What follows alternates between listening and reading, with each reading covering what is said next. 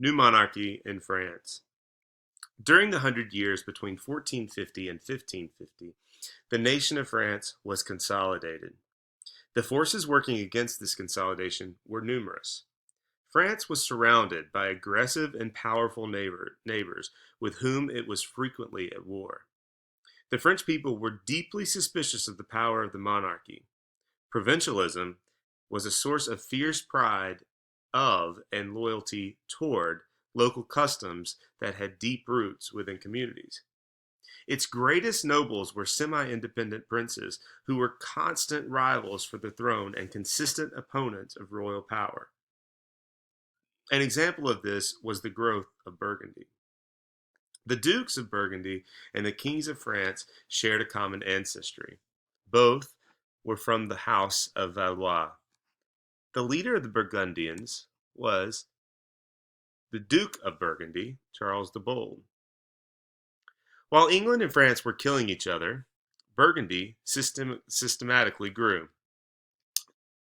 Little pieces gained through force from France and the Holy Roman Empire were added through marriage.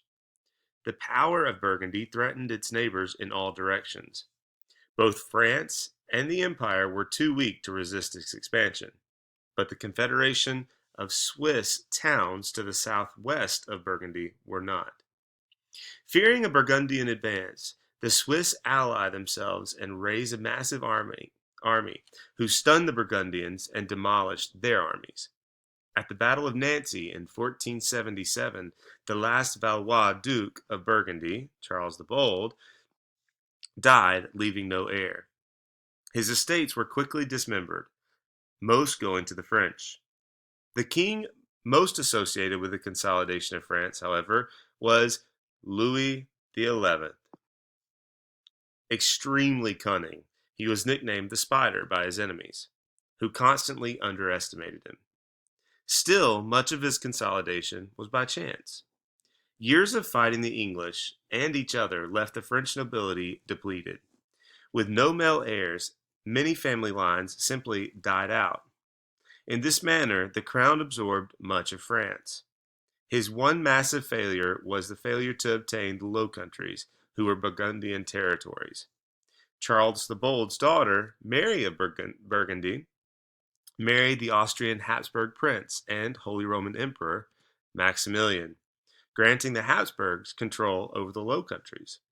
One important thing of the reign of Louis was the extension of royal taxation.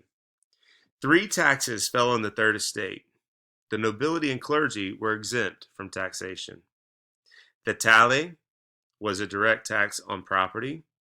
The gabelle was a consumption tax on salt. And the aide was a tax on meat and wine.